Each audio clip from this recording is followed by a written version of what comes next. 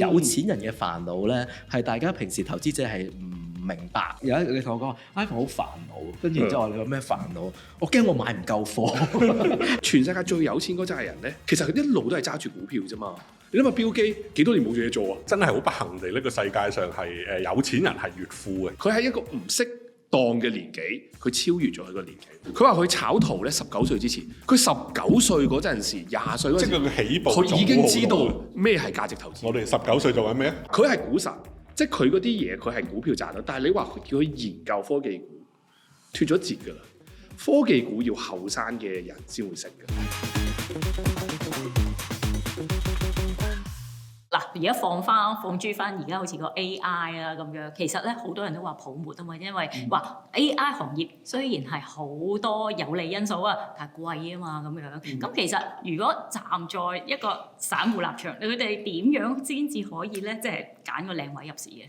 嗱，不如呢樣嘢，我覺得我可以分享下少少啦。我自己咧就唔揀嘅，我就用巴菲特講買 ETF 嘅。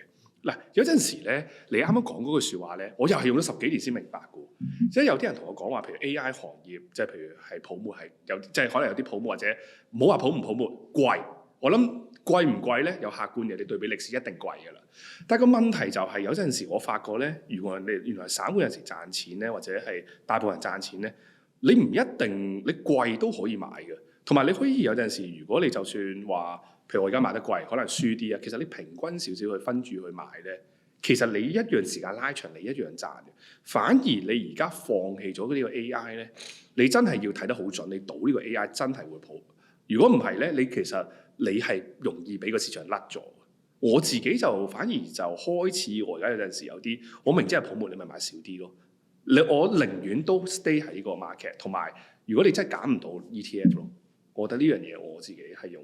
即係我覺得呢個方法未必好似啲人咧，即係成日都想買到最低啊！我以前都係高位清倉低位，高位清倉低位。其實短期或者係你3-5年咧，你可能做得到。時間拉長咧，你發覺你做唔到啊！所以點解我成日都講，依家開始我明白點解嗰個，譬如你3個月揾3倍唔難嘅喎。你3年都係3倍咧，好難，因為你中途你再會入翻個市場，除非你清倉。我走晒啦，清倉啊，高位清倉好叻，但係問題就係你入唔翻個市場。係啦，同埋同你個倉位都有關嘅。大家後生嗰陣，你買幾萬蚊10皮8皮，咁你咪可以咁咯。你成副身家買落去嘅，咁你唔可以咁噶嘛。咁啲人成日都諗呢啲嘢，我就會覺得喂，巴菲特都做唔到啦。你真係覺得自己勁過巴菲特，咁多數就冇嘢講。係啦，所以我覺得如果睇個 AI 泡沫定啊，再有補充。係啦，我自己就講埋呢句，就我想聽你哋講。我就覺得係貴就一定貴嘅，但係你唔可以冇咯。你寧願貴，我買少啲。我覺得呢個方法反而一般散戶係，或者你分住去買，我覺得呢樣嘢可能更加簡單啲。我覺得而家係我唔覺得 AI 呢個 concept 係一個泡沫，即係 AI 我覺得個應用係會越嚟越多嘅，但係 AI 股咧係有唔少泡沫喺度咯，即係啦，我覺得呢個係個點解你話即係近期嘅美股咁波動嘅原因。你話喺即係 M7啦，咁其實你話有啲係回咗落嚟啊，咁但係實際上面嚟講，佢升咗咁多喎，咁升咗咁多，其實佢係咯，其實佢回落30%。又如何咧？即係我覺得件事係啊，即係回落30%都係一個，即係你話可能喺階段上邊去泡沫嘅一個嘅情況啫嘛。咁但係你話at the end 會唔會話喺呢一個過程當中有好多其實係最後係 deliver 唔到回收嘅公司嘅話，其實佢會跌90%。或者翻唔到上嚟係可能嘅，係絕對係有可能嘅呢樣嘢。咁但係開始，我覺得而家美股就係、即係你再買美股嘅時候，你要面對呢樣嘢咯。即係而家好多朋友可能都會仲係覺得係每一次嘅下跌都係唔好理啦，全部都係買啦咁但係我覺得嚟緊係要 selective 少少咯，即係你喺個 AI 嘅浪潮當中，佢有個調整裏邊，你係可以買，但係買係要買一啲真係日後有機會成為 winner。你見到其實啲資金流已經唔同咗，即係呢幾日你見到 Google 係特別強嘅，因為即係佢出咗個新模型之後，大家就會覺得之前大落後啊嘛，係啦，大落後啦，個估值上面冇咁平，係啦，比較平啦。咁啲錢其實都唔係唔肯買，但係就係要去翻啲估值比較低，同埋大家覺得佢嚟緊係有機會成為贏家嗰啲嘅股份咯，佢哋就喺嗰度。咁我同意阿索嘅睇法就話如果你真係揀唔到股嘅，咁你咪可能真係買 ETF 咯。因為真係嘅，有陣時即係起碼你唔好執咗啲好奇怪嘅嘢落個倉嗰度你又唔咯。會 miss 到之後嘅反彈，即係你清晒倉又係我覺得清晒倉呢樣嘢，可能真係有陣時，即係我而家呢個道理真係10幾年。我好記得咧有一樣嘢咧，係你同我同你嘅交流當中嘅，你同我講，你話你嗰日你同我講話 iPhone 好煩惱，跟住然之後話你有咩煩惱？我驚我買唔夠貨，都係一個煩惱嚟。係我記得，即係我嗰陣特別係為呢樣嘢咧，其實咧我係寫咗一篇文咧，就係話有錢人嘅煩惱咧，係大家平時投資者係唔明白嘅，因為大眾嘅投資者係唔會，因為有錢人先會覺得話我要擺幾多嘅 asset 落去個股票市場裏邊。如果個市一路升，我擺唔夠咁多 asset 咧，我跑輸大市都係一個罪嚟嘅。我都咁諗，證明我唔係有錢人，但係我有錢人嘅思維。我哋有有錢人思維，我哋有有錢人思維。唔係因為你唔好你，其實有陣時你去諗下，你諗下世界嗰紮首富咧，即係全世界有陣時我成日都話。即係我哋投資嘅人咧，可能啲觀眾咁樣聽落去啦，好市儈嘅，或者我好市儈，不過都係睇個錢嘅，都係㗎。咁咧有陣時你留意啊，全世界最有錢嗰扎人咧，其實佢一路都係揸住股票啫嘛。你諗下標基幾多年冇嘢做啊？佢點解都係即係唔可以冇嘢做？即係唔係佢有沽空 Tesla， 佢真係冇嘢做。唔係佢沽空 Tesla 咪做唔到首富咯？佢就係沽空咯。嗱咁啊就你發覺咧，佢哋都係靠揸股票。其實好多啲有錢人咧。或者你去睇啲富布斯成功嗰啲咧，其實基本上佢90%身家都係擺喺個股票度。其實時間一拉長，你肯買啲優質股票咧，其實真係賺錢嘅。所以我成日都係睇啲有陣時有錢人點做，係啊，即係你會見到，就算一啲好壞嘅環境咧，譬如啲就算啲投資大師，佢寧願咧減啲倉或者係換啲其他嘢，佢都唔會去清倉嘅。所以我自己點解即係回翻你呢個題目，就係話你譬如 AI 係一定貴㗎啦，但係如果萬一佢一路即係等於呢幾年美股一路，我諗3-5年前嗱唔好話得遠啦，5年前好多人都話疫情一完都話美股貴㗎。咁如果你嗰陣時 miss 到而家，哇幾倍喎講緊係，你好多你講嘅指數都幾倍。係啊，咁你如果你唔好話到沽嗰啲直接 Google 啊 ，Google 嗰啲就真係沽嗰啲，所以咧，其實你諗下，如果你嗰陣時肯執啲咧，其實你同埋有陣時你個股票倉，你有啲股票咧，你只不過將個比例減低啲，我覺得已經 OK。我而家係用呢種策略嘅，我自己個應對方法都差唔多，即係其實我就長期都係100% 股票㗎啦，好多人都知我個戶口基本上係。多錢嗰陣就3-4萬蚊啦，基本上唔會超過4萬蚊嘅。有4萬蚊我就身痕嘅，基本上一定。少錢嗰陣就幾百蚊，甚至冇晒錢都有。有時問我老婆攞錢，係真嘅，千真萬確。咁我覺得係喺個選擇上咯，我就幾時都100% 股票嘅，即係其實係唔會清倉，更加唔會揸現金嘅。咁但係你喺買乜股票度係可以揀嘅，都同意。即係你諗下，譬如話。我可能你睇翻5大科技咁，其實你一個好簡單嘅問題，咁就算個 AI 泡沫即係爆咗或者各樣嘢，咁譬如你Facebook 或者 Microsoft 或者 Amazon 嗰啲，咁係咪會執笠咧？好明顯係唔會，即係佢哋個本業太過強勁啊！分分鐘到時有得升添，我懷疑，因為而家擔心佢哋不停燒錢，咁到時唔使燒咗啦。唔係講笑啊！Facebook 嗰陣都係㗎，早幾年元宇宙嘛，係啦，咁開始唔燒咧，啲人就 OK 啦。咁嗰啲公司其實當然你話估值貴咁 OK 嘅，殺估值都係一樣嘢嚟。咁我當譬如 Facebook 咁，你咪30倍 PE，可能跌到上10倍 PE嚟，咁你跌6-7成啦。咁呢啲嘢係會出現㗎，出現過2022年。咁但係佢個盈利一路增長，咁你慢慢碌多5年，咁咪翻嚟咯。其實係 OK 嘅。咁但係你要有耐性啦。但係頭先何啟宗話到，你有啲公司咧就冇呢個 luxury 嘅，即係你淨係殺估值嗰啲係可以翻生嘅，你間公司一路盈利增長。咁但係有啲公司可能係甚至係資金都冇嘅，咁你然後成間公司爆咗煲嘅，嗰啲就永遠冇仇報。我諗就避開嗰啲公司咯。所以其實嗰幾大科技我都一路都揸住冇換過添，唯一換咗少少嘅。7隻裏邊係咪全部揸晒？揸晒㗎，8隻都揸晒，有啲人加埋 Netflix 啦。咁但係Nvidia 我係唯一一隻我沽過2次嘅，減持咗1/3。咁減持咗1/3之後發生咩事咧？又再升過，咁所以升咗上嚟，我又再減持1/3。咁其實佢又再升過，咁所以我個銀碼上係同之前係差唔多嘅。咁但係就咁咯。咁當然有啲人覺得話我沽早咗喎，咁但係冇話咁。同埋仲有一樣嘢係啦，我沽完之後我唔係揸現金啊嘛，我沽完之後好似索咁，我沽完之後可能買翻啲VOO 咁，所以都咁當然會跑輸少少咁，但係我唔係揸現金，即係我諗類似咁樣去咩咯？我諗係 Nvidia 我係唯獨係一隻最擔心。你睇而家啲數字一定係好靚嘅，甚至你睇嗰啲 forward PE 嗰啲，即係佢咁嘅增長維持到落去就一定唔叫貴嘅。學你講，即係之前你可能見到成百倍咁，但係佢啲盈利又係每年一倍一倍咁升啊嘛。咁但係即係如果有一日，即係其實係佢係睇啲科技，如果即係 Facebook 啊、Amazon 嗰啲唔燒錢嘅話，咁佢會點咧？咁我唯獨呢隻我有減過咯，咁但係冇減完2次，佢又升翻到而家，直到呢排又差啲。同埋嗰件事發生可以係好短期內突然間發生，同埋係往往係一個開始唔燒咧，一個唔燒，即係呢個大家都知道，其實一路係一個軍備競賽啊嘛，大家覺得喂你燒我又燒，咁然後即係嚇你精我都精，有第時唔係喎，一個唔燒其他嘅，喂你都唔燒我都唔燒。燒到某個位，大家覺得嗰個人冇回報啊嘛，已經係差唔多，即係你唔係去到要100% 完美啊嘛，即係你可能去到會唔會大家覺得98%其實都已經差唔多可以 slow down 咁嗰樣嘢，同埋你一個咁做，咁你見其實個個都係㗎。你睇 Facebook，即係我好崇拜啊小豬啦 ，for some reason 係啦。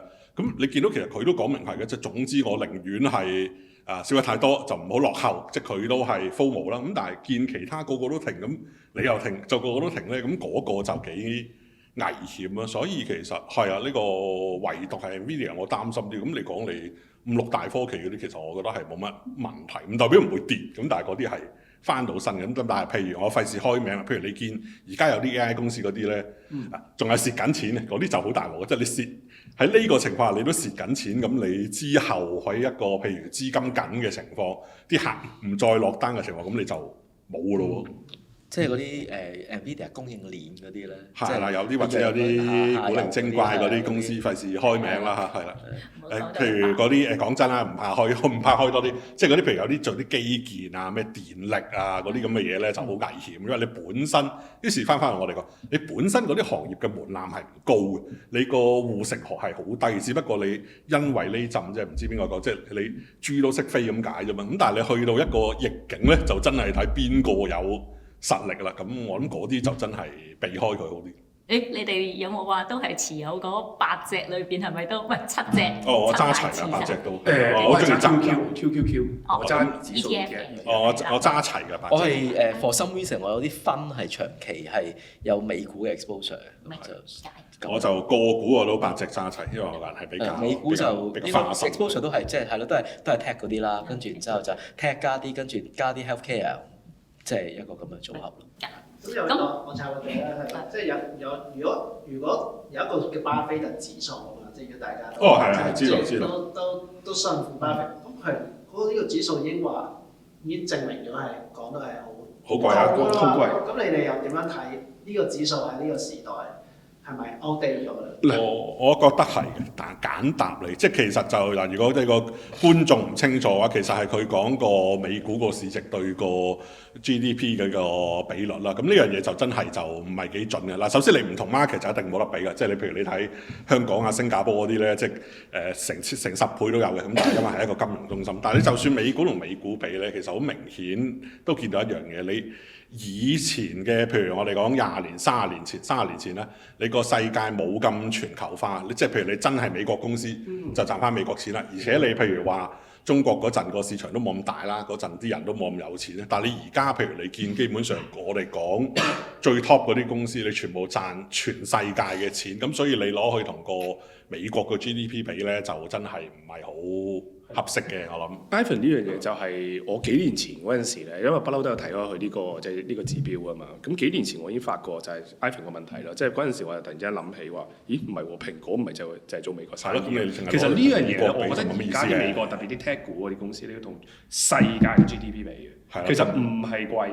係啦，就唔可以話貴嘅，甚至乎你可以諗下，佢唔止係咩喎，佢仲係叫做咩？佢破壞緊其他公司。你諗下，其實呢幾間公司係謀殺咗好多嘅行業，即係其實佢搶咗好多嘅市場份額翻嚟嘅。咁 as long as 佢非常之賺錢，我又覺得即係我會覺得美股係貴嘅，但係我唔係因為嗰個指標去覺得貴。咁同埋佢貴係因為真係好多啲科技嗰部分。其實你睇翻嚟，如果你話巴菲特投資開嗰啲傳統嗰啲股票嘅話，其實啲 P/E 好低嘅，即係嗰啲 sector 啊，即係你拆開美股今年到year to date，其實有好多傳統類嘅股份個價值係跌，個價格係跌咗好多反而。咁你覺得？我覺得即係你講緊個巴菲特指標嘅話，其實佢係 check 緊佢過往佢咁多年佢自己投資嗰啲股份嗰類嘅股份，可能係比較準確嘅。咁但係佢自己一路not until 即係今年先突然間即係加隻 Google 落去去個投資組合裏邊。我覺得都未必係佢啦，係啦，即係巴郡佢加咗落去啦。蘋果買過咯，之前係啦，即係蘋果嚴格上面嚟講唔係好。非常之 tech 啦，都係一個其實係嘅，亦都係因為咁，所以佢先買，即係佢覺得比較容易明。係咯，咁所以就即係你話係咪嗰個指標係咪 apply 唔到喺而家嘅美國市場？我覺得係喎，係因為根本佢做呢個指標嘅時候，佢都唔係佢。其實好多年前啊，佢都好多年冇講嘅，不過大家就攞住啲好多年前嘅講，佢都冇乜講呢樣嘢。所以我覺得有陣時大家要。即係呢個角度要諗一諗，要思考下。唔係做係咯。我有陣時就係我真係由蘋果諗起咯，我就覺得呢個指標冇用。即係其實真係用佢嗰個方法咧嚟捉 tag 咧，呢個板塊咧就真係。同埋 ADN 咁講啦，都巴菲特自己冇講過話我個 rule 係乜嘢嘅，即係佢好多年前提過呢個 indicator， 但係佢近年都冇講。但係即係我覺得係好多時候係大家可能佢講過某一啲嘅説話攞翻出嚟，你見到網上世界就好多人話巴菲特講過啲乜。咁佢真係講過，但係呢啲可能係好多年前，即係可能佢自己都已經覺得呢樣嘢係唔適合，咁但係佢又唔需要出嚟澄清。我意思唔係話嗰一句，即係我話網上世界有啲證假嘅點係。係啦，就話巴菲特講乜，咁但係其實有時係有啲真係未必係佢自己講咯。咁可能佢做咗某啲嘢，大家 summarize 咗佢就話覺得呢樣嘢係佢嘅睇法。咁但係每一個時候，可能大家都要諗下嗰句説話喺嗰個環境裏邊係咪好適合。所以你講得啱啦，識睇係應該睇原文嘅，即係睇翻書咁最好，甚至乎睇翻英文版就更好嘅。係唔好喺網絡上邊咧即係巴菲特講過乜嘢，其實好嗰啲好多嘅，好多嘅乜娛樂啊，嗰啲好多嘅係。係啊，咩廿句金句啊？係啊，之前嗰個咩上年咪咩香港嗰時跌到萬幾點嗰陣，巴菲特都有啲網上都有搞笑嗰啲話咩？巴菲特話港股唔驚，因為我冇買港股啊嘛。巴菲特娛樂港股唔驚跌，因為我冇買港股。AI 當道啦，嗰啲更加危險添嘛。係啊，咁大家講開 AI 啦，咁樣你點樣睇咧？即係巴菲特，你頭先都講過啦，佢有投資Apple 啊，咁跟住近期又投資呢個 Alphabet 啊，咁樣你點睇佢呢一個投資科技股嘅舉動咧？唔使睇。因為點講咧？嗱，我就係講幾句嘢啦。第一，佢後生佢都唔識科技㗎啦，佢真係唔識㗎嘛呢樣嘢，佢自己都講我唔識㗎嘛。咁佢90幾，咁同時代脫咗節㗎，係冇辦法㗎。佢係股神，即係佢嗰啲嘢佢係股票賺到，但係你話叫佢研究科技股，脫咗節㗎啦。科技股要後生嘅人先會識㗎。即係你個科技日新月，即係等於好多時而家有啲新嘅科技啦，可能你唔好講話佢啊，我哋嗰啲年紀可能同有時啲廿零歲嗰啲即係去傾下嘅話，其實即係大家思維已經你會發覺我簡單嚟講，我真係落後咗嘅，係啦，真係落後咗嘅。你可以話係啦，我唔介意講話我落後咗嘅呢樣，因為其實佢哋日常嗰個環境啊，即係個朋友圈其實就係用緊嗰樣嘢，但係我哋個朋友圈唔係啊嘛。咁除非你話我好有興趣呢樣嘢，然之後擺好多時間去鑽研 ，otherwise 嘅話，其實我哋係某啲時候真係要虛心去聽下佢哋講緊佢哋嗰個。所以點解我科技股你見我要買指數，就係我知道自己其實同而家呢個現實嘅好多啲真係一啲科技我係甩咗。所以點解你一講巴菲特，我第一句即係你見我係日日都基本上都追蹤佢咁多年啦，都乜嘢都學佢話，唔使睇佢嘅。因為佢冇時間去研究呢樣嘢，同埋你叫佢係咪先？你叫佢喂，真係我而家睇書都老花啦隻眼。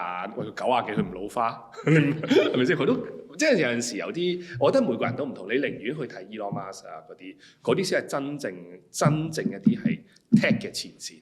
你睇 Elon Musk。另一樣就係頭先提到幾日都提過好多次嗰啲 FOMO 嘅，好似佢個人係好少你見巴菲特。FOMO 跟住要入點樣？點樣培訓到呢種？因為揾夠錢咯，係因為佢有錢咯。喂，呢個係簡單啊！即係呢樣嘢咧，我都可以，大家都即刻有錢咯。即係等於你諗下，佢90幾歲，1000億同2000億台有咩分別啫？呢個真係可以補充。我諗另一樣嘢咧都可以啊，結果推嗱，你哋未問咧，但係好多人都會覺得佢近年太過保守喎，即係你係覺得佢回堂喎嗰樣嘢。你諗下其實即係嗰個博弈係好簡單，即係我喺某處畫過一個圖係好簡單。對於佢嚟講，佢贏少啲冇所謂㗎，佢一樣都係股神，即係佢而家都退休啦，佢贏少啲，即係佢唔係完全清晒倉啊嘛，即係佢呢1-2年跑輸指數少少，好似贏緊你30幾球俾你入翻2球冇所謂。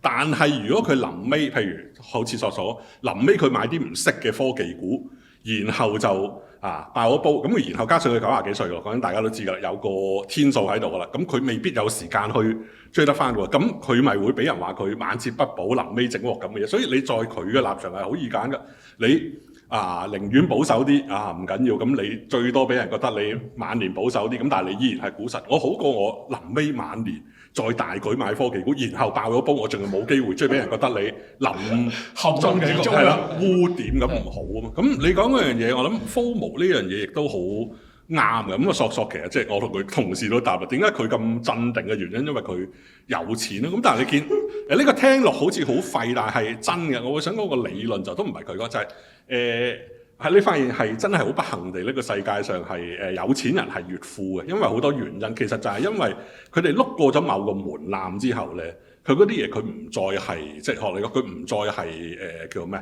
唔再係你頭先講嗰種。我今日3間棚5間鋪，咁今日就好有錢，聽日就好冇錢。咁佢個人就好定㗎啦。我識嗰啲比較富貴嘅朋友都係，即係佢哋好簡單。4月關稅解放大跌市，佢哋嘅反應係咩？買落去咯，因為佢唔緊要啊嘛，佢輸多少少，咁佢又唔係等嗰啲嘢開飯。咁但係調翻轉頭喎，譬如有啲未咁富貴嘅朋友，有啲即係有啲同我講嘅，可能有嚿錢喺度，可能係幾廿萬港紙咁，可能9月個女交學費咁，我話千祈唔好咁樣買落去。呢啲情況多數都唔得嘅，即係你嗰嚿錢應急錢，即係譬如話你如果你就一定驚嘅，根本你每年都可能有1000幾百萬係收息，已經係1000幾百萬嘅，咁其實冇問題喎。跌落嚟嘅時候咪再買佢咯。係啦，你啲錢血已經回晒，你啲錢應急，即係你痛喎，或者調翻轉頭你輸咗錢，你會要減低自己嘅生活質素喎，你可能下個月節衣縮食，咁你一定驚嘅，咁就最大忌。咁呢啲聽落都幾廢，咁但係所以個問題就係你點樣去碌到上嗰個門檻係啦。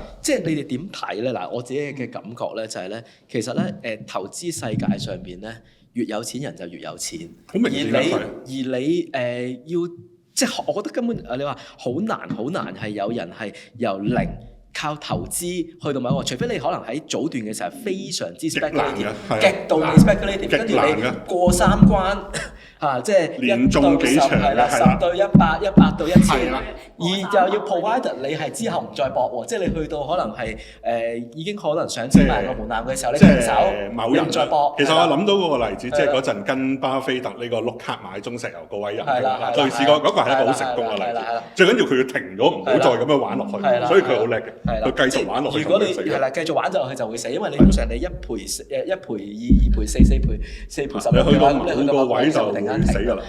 咁但係好多人基本係係好難去過個關，所以我 at the end 成日啲人問我話：喂，你覺得投資係咩？其實好地地嗱，如果你係投資自己啦，好地地你賺咗第一桶金先，即係用一個正常嘅方法賺咗一桶金先，跟住先至慢慢玩呢啲咩長線投資啊，或者短倉操作啊 whatever 呢啲嘢。你冇嗰筆錢，你同我講話，Ivan 我有10萬蚊啊，教我點樣發達啊？點樣變到1000萬？係啦，其實係好難啊，所以都同我講嗰個理論，你係有個嗰個即係 hurdle 或者我哋叫個 escape velocity， 即係你點樣突破個大氣層？你睇其實好多嘢都係嘅，你睇職場上啊好多嘢都係，即係你人工太低咧，係真係冇得搞嘅。即係你一個月揾2萬蚊人工喎，你儲得幾多錢啫？講真，香港啲嘢咁貴。其實言下之意會唔會覺得係？其實你係巴菲特呢套係要有錢人咁先至去跟到咧？即係一般打工仔其實好難跟嘅喎。唔係，我覺得應該咁講啦。我覺得係可以，但係你唔好 expect。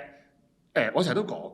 你淨係，譬如我哋做投資啊，嗱第一樣嘢，你唔好諗住你成為下一個巴菲特、下一個李嘉誠呢樣嘢，你唔好諗呢樣嘢先。嗱，我做投資第一樣嘢，我唔好諗住話投資幾年我財富自由啊，即係唔使做，我覺得唔好諗。你開始投資，你第一樣嘢你係諗下，我可以日本，可能廉航，我可以開國泰。如果你話有人同你講話，總之你跟我嗰套，你過2年就財智啦咁樣，我覺得就9成9都係一個蒙騙嚟嘅。我諗係你其實調翻轉頭，你唔係話做唔到佢嗰套，得個問題係你諗真啲，大家知道巴菲特嘅回報一年幾多 percent 啊？ 2成啫嘛，兩成多啲啦。咁調翻轉頭，你得10萬蚊你自己計嗱，你話你做唔做到每年2成回報，其實係 OK 嘅，可能做到。你過去5年10年買 QQ 都做到啦，其實唔難嘅，人人做。只不過個問題你個本太細，咁啲人覺得哇，都唔係好得喎，2成幾回報，即係3、4年先一個開。跟住就會去咩咧？買不如買個 call option 啦，10倍 ETF 啦，得啦，係啊，即係幾倍 ETF 就會諗嗰個呢樣嘢咯。所以其實係啱嘅，而我覺得嗰兩樣嘢唔係呢個互相排斥嘅。我都想講一個好強嘅信息就係，即係我覺得打工呢樣嘢係 underrated 嘅。而家個個人都係唔中意打工嘅，咁但係即係大家打個工就知，咁你都要有個本先得㗎，大佬啊！咁同埋係你可以攞咗個本之後，你即係去做更多嘅嘢。係啦，但係你就冇本嘅話，你話我係啦，你齋投資死係啦，因為你個本身係唔夠，咁你點？唔係齋投資呢樣嘢咧，我覺得有成功嘅，但係其實個成功機率係好低，同埋有陣時咧，千祈唔好信網上好多人係有啲人真係靠投資成功，但係佢其實喺背後。佢可能有啲人幫咗佢啊，或者係有陣時，或者佢有啲運氣啊。其實好多人嘅故事。我嗱咁樣佢我亦都真係識得有啲人真係零去到即係過億嘅，係啦過億。我都唔係都有，又唔係真係好有錢嘅。其實香港嘅過億我又唔係好有錢，但係個問題係係真係好似第一樣嘢就話佢去到某個位要停咯。係啦，即係如果佢唔停嘅話，其實可以好多係突然間跌翻晒好多落嚟，而佢冇機會再上翻去。因為即係當你投資你好順嘅時候就好順，但係有啲人咧係開始唔順嘅話咧，其實咧係上唔翻嚟嘅。即係我唔知，即係大家係因為佢個套可能係已經錯咗，唔適合 market， 但係佢因為見過嗰個錢嘅話，佢好相信自己咧，其實佢翻唔翻轉頭。係啦，即係譬如你話跟巴菲特，你做到佢咁嘅成績，我唔敢話冇可能一年2成幾，咁唔係太過誇張嘅回報，你一年2成嚟，咁真係有唔少人做到，咁但係個問題係你個本冇佢咁大啊嘛，咁好多人都忽略咗一樣嘢，時間咁長，係啦，同埋好多人忽略一樣嘢，巴菲特係一個富家子嚟㗎嘛，基本上佢係一個富二代，即係唔係非常有錢，但係佢屋企都係 OK 有錢啦。睇佢啲傳記，你已經見到啦。有個朋友同我講，佢話 Ivan， 佢話即係我好醉心研究股票啦，咁跟住佢講咗一樣嘢，話 Ivan 投資股票咧，99% 嘅人都唔會發達嘅。咁你有咩方法最容易發達咧？印股票就發達啦。當然啦，即係我覺得呢個都係一個所以我覺得一般散戶咧，唔好諗住話投資股票發達，好似我啱啱咁講啦，你就諗住改善生活先，即係等於我去改善先。係啦，我可以譬如我去日本，我唔使坐廉航，唔使住膠囊酒店，食麥當勞可以加大，去麥當勞可以加大。我覺得逐步 step by step， 當你去到一個 step， 即係譬如我第一樣嘢。就譬如我可以做到呢樣嘢啦，咁我同埋隨住我做到呢樣嘢，咁我中途之中我都有啲成功嘅例子嘛。咁你隨住你成功經驗越嚟越多咧，你先嘗試下一步攞咗一定嘅身家先。咁其實你個雪球效應係好唔同。係雪球效應。你10萬蚊同埋你有100萬，即係你有1000萬去 run 嗰樣嘢，其實好。我諗啊，兩位都應該遇過。其實你發現開頭嗰啲錢咧係好難賺，係好難賺家咯。後來係順利好多嘅，嗰啲嘢係 smooth 好多嘅。同埋你有個經驗喺度，所以一開始咧其實係好難。嗰啲人係好罕見嘅。即係嗰啲人頭累積嗰個數字係最難嘅。咁巴菲特係真係一個富家子嚟嘅，即係 OK 嚟富家。你睇佢嘅早年嘅生涯，起碼唔使俾家用㗎嘛。嗱，首先佢唔使俾家用啦，唔使供樓啦，又有個議員嘅老豆，又可以去實習睇股票。呢啲嘢喺嗰個年代係一個 luxury 嚟嘅。即係其實好多人都係某程度嘅標機都係屋企可以有電腦，咁佢唔係富家子，但係即係佢都係一個 OK 好嘅出身嘅，咁所以就呢個大家即係同埋咧，巴菲特嗰一種咧，佢第一佢年紀夠長啦，第二佢係好早已經知道呢樣嘢，即係等於 Ivan 你啱啱同我講買學業龍頭，我20歲嗰時同我講啊嘛，你冇而家40幾同我講啊，巴菲特你未必聽，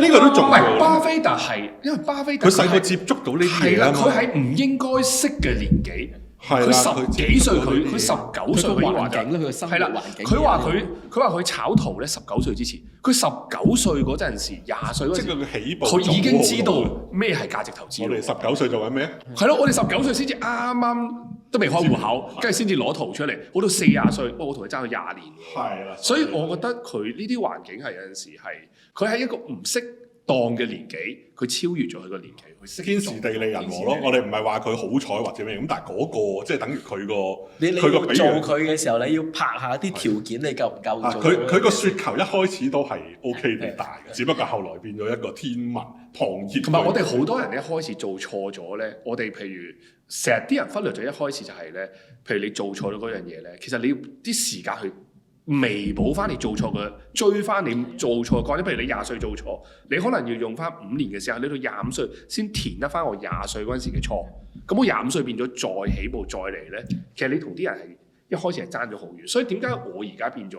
可能好多人都聽我講都係覺得廢話，我就話不如你唔好搞咁多啊，係啦，唔好搞咁多嘢。你做月供啦，月供 ETF 啦，你月供 ETF 啦。呢句我最唔好搞咁多嘢。係啦，威真啊嘛。因為實後生咧，你一定係會覺得話我想少少本金，跟住然之後就刀仔最最大初我自己一出嚟真係開咗自己戶口，咁暑期工就賺咗1萬蚊，咁跟住1萬蚊嘅話就梗係想推啦，咁推嘅話就即係買輪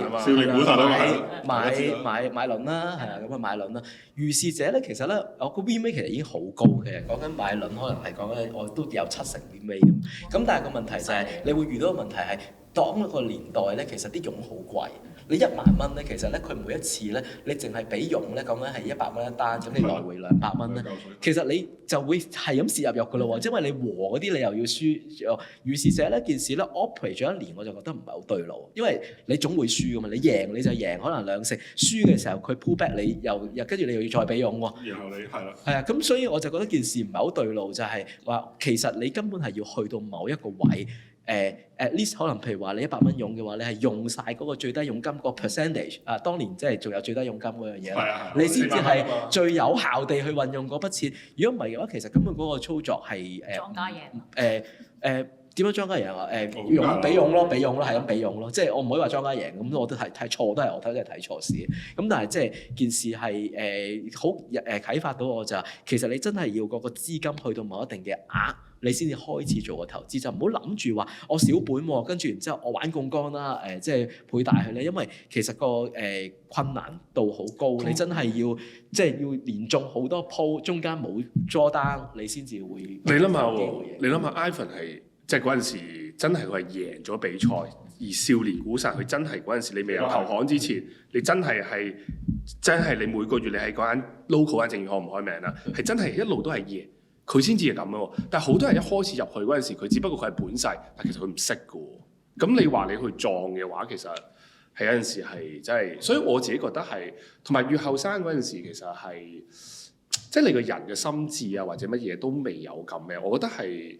好似阿 Ivan D 咁講咧，其實我覺得做嘢呢方面你去努力啲，可能仲更加好啲。但係呢個一定係嘅，我諗即係呢啲道理咧，即係我哋細個嗰陣咧，可能都有人同你講過嘅。咁但係你又叫咩？即係你人嘅聽係一件事嘅。係啦，即係你係喺嗰個年紀咧，就會咁嘅。咁但係我諗都係即係聽下咯。要你即刻同意係好難嘅，但係即係你有聽過咁學你講啦，個過程可能係你20歲唔明，你去到30歲明咯。咁好過你30歲都唔明。講俾你，其實講個故事好簡單嘅啫。嗱，我攞幅圖出嚟，跟住畫咧，嗱，港股咧08年金融海嘯就跌到呢度，係啦，即係03年沙士跌到呢度。嗱，總之咧，你嗰陣有錢咧就 all in，跟住買晒，跟住1倍高位走，跟住然之後1倍。咁但係個問題就係話，你其實嗰陣有冇錢先？係有冇錢？別人恐懼時我冇錢，係呢個係一個好大，呢個係永遠係一個好大嘅。即係03年嗰陣，好似話魚蛋粉好平，但係佔得。因為我曾經咧10幾歲，我成未接觸股票嘅時候咧，我第一次睇一個金融市場嘅書，咁我就諗緊，如果我每一次都係咁樣低位沽，跟住咁樣買嘅話，咁我100萬，如果有100萬，好快就已經幾多億咯。我係真係咁樣，我自己直情係，我而家仲有本日記，我淨係喺日記裏邊寫咗，原來呢個公開係啦，原來係咁樣嘅喎，咁樣，跟住但係後期你就會再諗下咯。咦，唔係喎，我邊有個100萬？佢100萬喺邊度？100萬喺邊度嚟？係即係呢個一個好大嘅問題。咁但係即係我諗 bear in mind 就係即係我諗，如果即係各位聽眾嘅朋友嘅話，就係你點樣去令到自己有嗰筆錢先？即係你嗰筆錢唔係話純粹靠槓桿，通常攞唔到嗰筆錢嘅。即係通常係有錢人先可以靠槓桿再賺多啲錢嘅，但係冇錢人用槓桿通常都死。所以大家都係腳踏實地先，儲咗第一桶金先啦，係啊，唔好諗住炒翻嚟嘅第一桶金。